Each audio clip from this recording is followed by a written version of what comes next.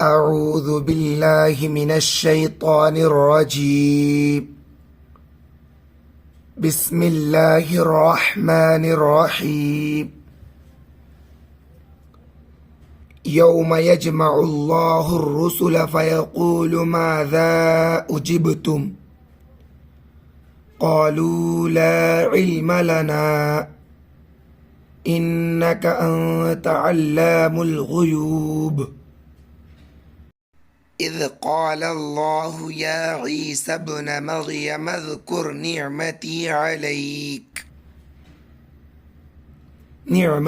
عليك وعلى والدتك إذ أيدتك بروح القدس تكلم الناس في المهد وكهلا وإذ علمتك الكتاب والحكمة والتوراة والإنجيل وإذ تخلق من الطين كهيئة الطير بإذني فتنفخ فيها فتكون طيرا بإذني وتبرئ الأكمه والأبرص بإذني وإذ تخرج الموتى بإذني وإذ كففت بني إسرائيل عنك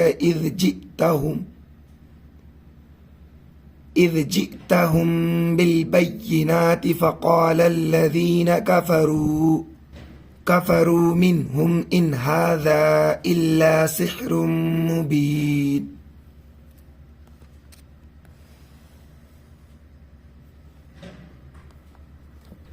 وإذ أوحيت إلى الحواريين أن آمنوا بي وبرسولي قالوا آمنا واشهد بأننا مسلمون. إذ قال الحواريون يا عيسى ابن مريم هل يستطيع ربك أن ينزل علينا مائدة من السماء قال اتقوا الله إن كنتم مؤمنين. قالوا نريد أن نأكل منها وتطمئن قلوبنا ونعلم أن قد صدقتنا ونكون عليها من الشاهدين. वीडियो आपको कैसा लगा कमेंट बॉक्स में अपनी राय जरूर दें। वीडियो को लाइक नहीं की तो प्लीज लाइक कर दें, चैनल को सब्सक्राइब नहीं की तो प्लीज सब्सक्राइब कर दें। आज की वीडियो में बस इतना ही। इंशाल्लाह मिलते हैं फिर अगली वीडियो में।